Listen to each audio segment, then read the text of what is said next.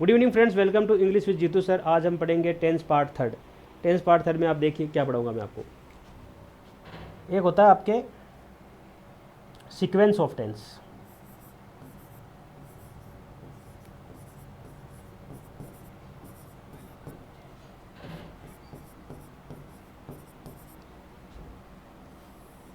आप ये समझ लीजिए आपके टेंस के 60% क्वेश्चन सीक्वेंस ऑफ टेंस के रूल से ही क्लियर होने वाले हैं।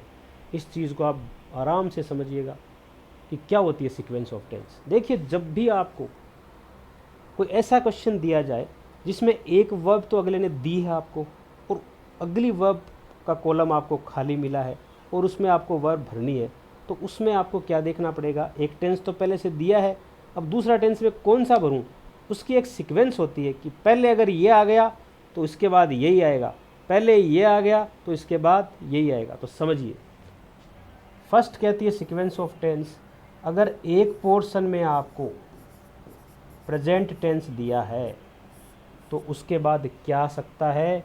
उसके बाद पहली पॉसिबिलिटी तो बनती है आपके पास टेंस हो सकता है प्रेजेंट, और दूसरी पॉसिबिलिटी बनती है टेंस आ सकता है आपका फ्यूचर। कितनी पॉसिबिलिटी बनी प्रेजेंट के बाद, एक तो प्रेजेंट की और एक फ्यूचर की, अगर एक तरफ प्रेजेंट दिया है तो। अब इसी चीज़ को मैं उल्टा चला रहा हूँ, ऐसे चलाया, अब मैं इसको ऐसे चला रहा हूँ, यानी प्रेजेंट के बाद क्या आ सकता है, प्रेजेंट पॉसिबिलिटी है, और फ्यूचर के बाद क्या पॉसिबिलिटी है, प्रेजेंट की। तो रूल नंबर सेकंड क्या बना अपना, अगर एक तरफ आपको फ्यूचर टेंस दे रखा है तो फ्यूचर के बाद कौन से टेंस की पॉसिबिलिटी बनती है, प्रेजेंट टेंस की पॉसिबिलिटी बनती है। ये बहुत ही शानदार कंसेप्ट है। कैसे शानदार है, कभी भी फ्यूचर के बाद फ्यूचर नहीं आएगा,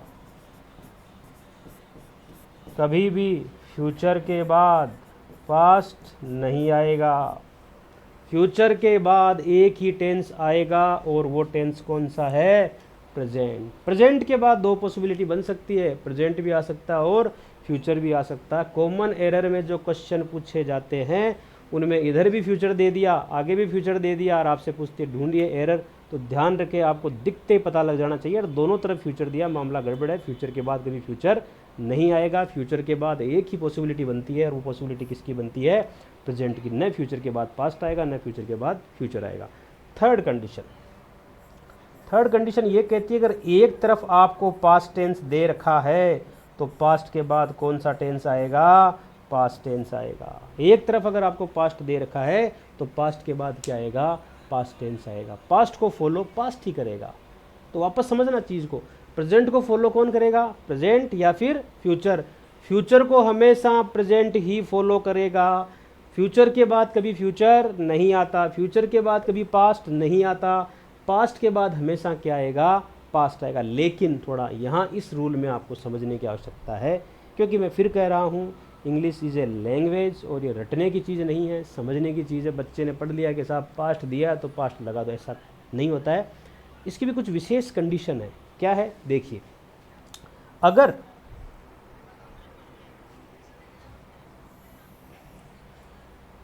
मैं सेंटेंस दे रहा हूं आपको,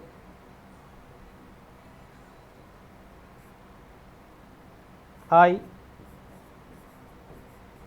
have not met him since he left village. I have not met him since he left village. अब इसमें देखिए, पहले पोर्शन में हैव नॉट आ रहा है, टेंस आया आपका प्रेजेंट, और दूसरे पोर्शन में लीव की सेकंड फॉर्म लेफ्ट होती है, टेंस आया पास्ट। यहाँ तो फिर इसका मतलब, अभी तो मैंने बताया कि पास्ट के बाद क्या आना चाहिए, पास्ट, और यहाँ तो जस्ट उल्टा हो रहा है, एक तरफ पास्ट आ रहा है और एक तरफ प्रेजेंट आ रहा है। ऐसा क्यों हो रहा है समझिए। ये एक जो आपको दिखाई दे रहा है ना सिंस, ये भी एक बहुत ही शानदार चीज़ है, समझने वाली चीज़ है। बच्चे इसको गलत समझ लेते हैं। मैंने अभी आपको एडवर्ब चार्ट में बताया था कि सिंस प्लस टाइम, पढ़ा था आपने, सिंस 2010। अगर सिंस के बाद टाइम दिया जाए, सिंस के बाद क्या दिया जाए, टाइम दिया जाए तो ये सिंस क्या कहलाती है? एडवर्ब कहलाती है। ये सिंस क्या है आपकी? एडवर्ब है। तो बच्चे इस सिंस को भी क्या समझ बैठते हैं? एडवर्ब समझ बैठते हैं।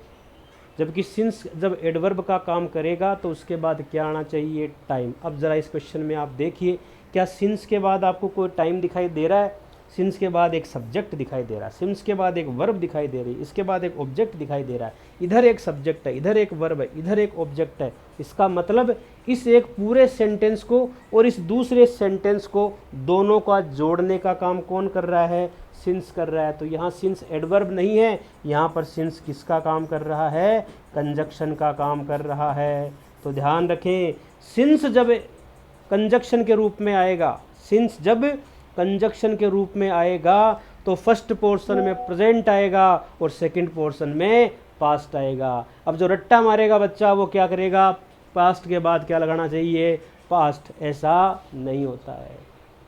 पहली कंडीशन ये है कि पास्ट के बाद हमेशा पास्ट नहीं आता है। अगर सिंस एज ए कंजक्शन दे रखा है तो एक तरफ प्रेजेंट और एक तरफ पास्ट आएगा। दूसरी बात, कई बार क्या होता है, हम ऐसी चीज़ की इंक्वायरी करते हैं, तो इंक्वायरी तो कर रहे हैं हम प्रेजेंट में, लेकिन जो काम हुआ है वो कब हुआ था?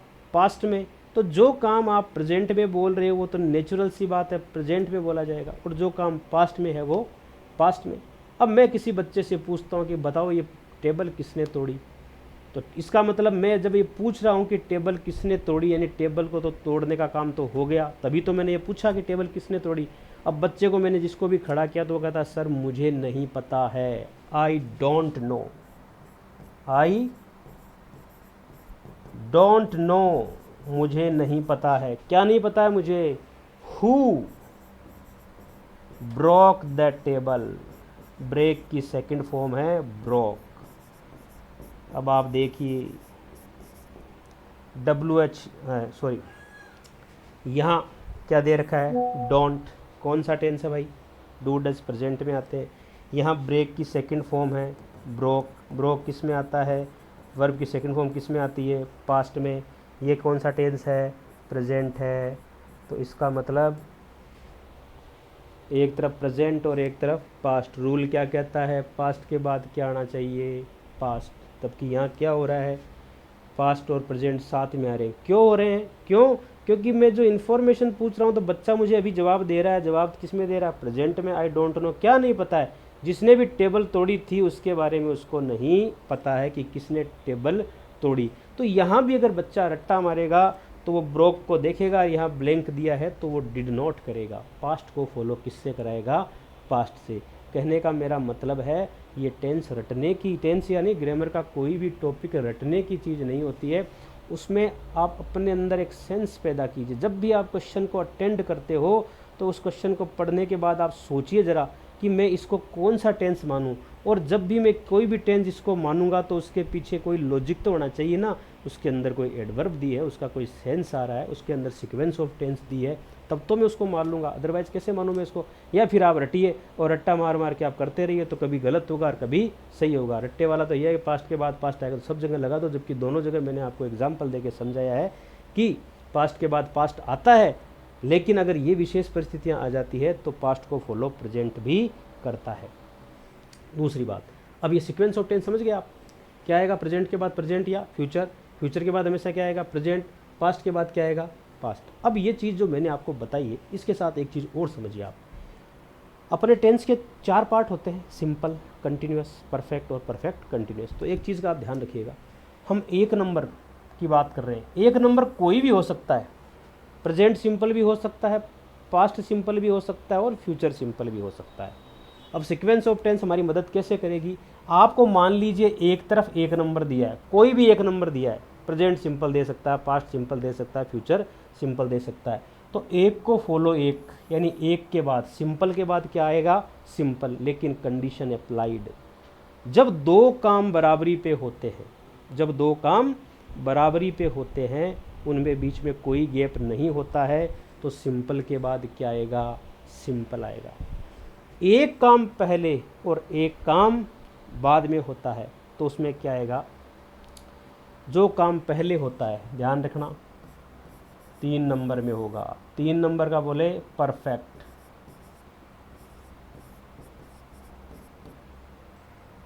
परफेक्ट टेंस में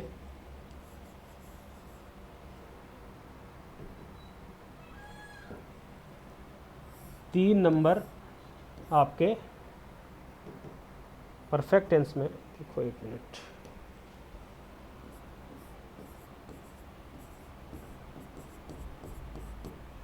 और 1 नंबर इधर आएगा सिंपल। अब ये थोड़ी मैथमेटिक्स है, समझना आप इसको। इस इक्वेशन से मैंने एक इक्वेशन बना दी 3 1 और 1। अब आप देखना 3 के बाद क्या आएगा, 1 ही आएगा। अगर एक तरफ आपको 3 दे दिया है तो 3 के बाद क्या आना है, 1। लेकिन अगर 1 दिया है ना तो सोचना पड़ेगा आपको। अगर काम बराबरी पे हो रहे हैं तो 1 के बाद क्या आएगा, 1 आएगा। अगर काम पहले हो गया तो 1 के बाद क्या आएगा, 3 आएगा। कौन सा 1 आएगा, कौन सा 3 आएगा, 3 ऑप्शन है आपके पास। For example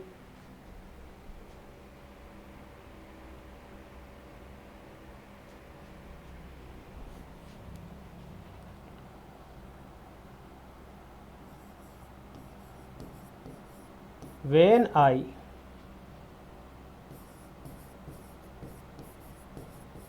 reached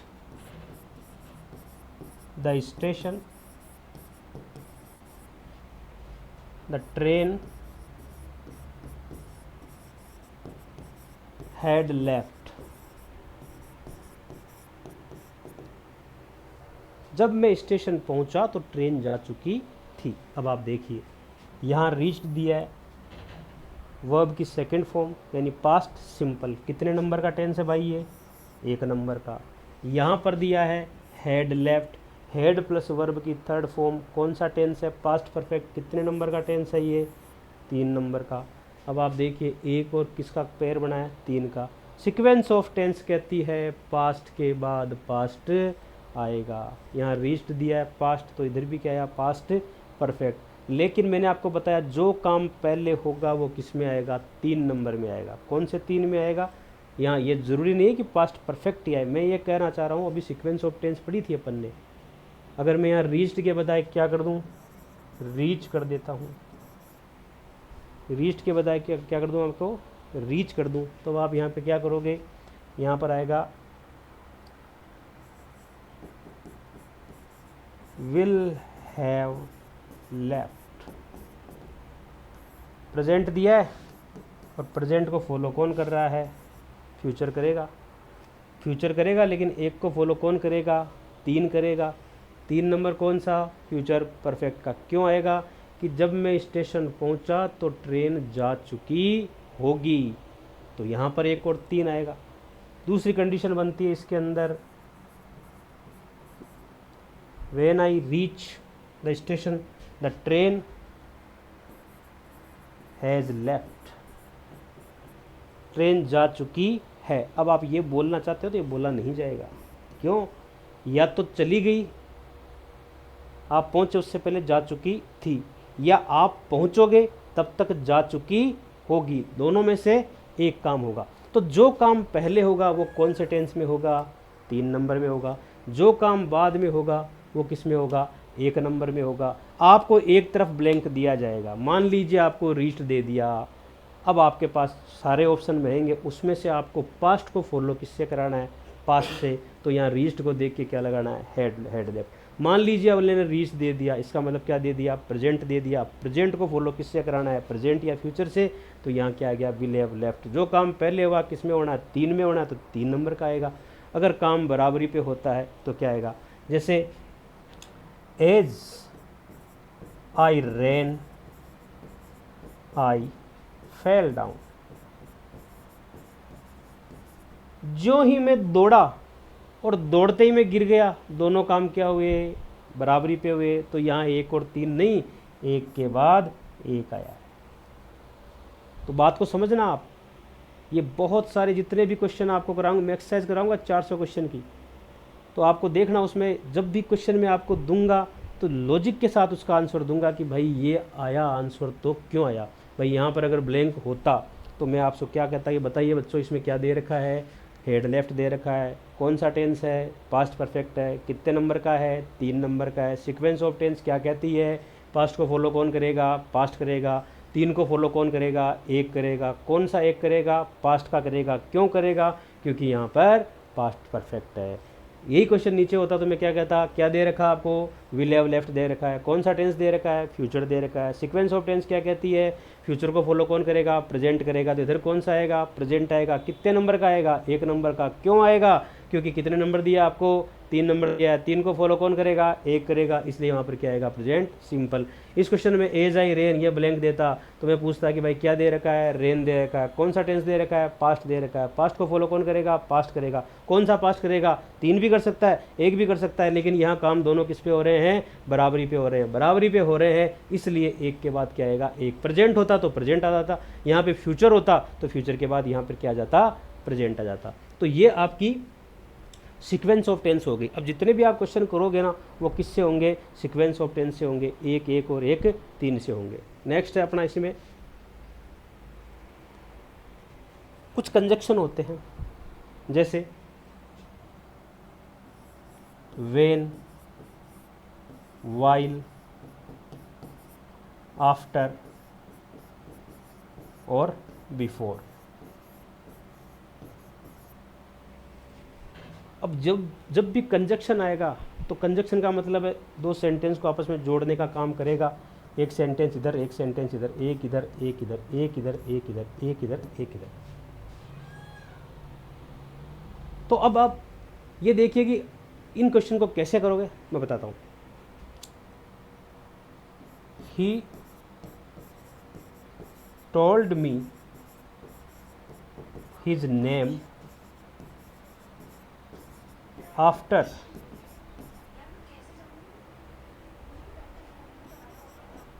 his father, verb है आपकी लीव।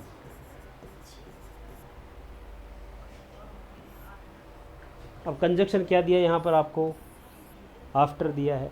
अब आफ्टर के इधर पहले क्या दे रखा है, टोल्ड दे रखा है, टेल की सेकंड फॉर्म, पास्ट दे दिया। सीक्वेंस ऑफ टेंस क्या कहती है, पास्ट को फॉलो कौन करेगा, पास्ट, यानी यहाँ आना तो क्या है, पास्ट है। कौन सा पास्ट आएगा ये देख लेते हैं।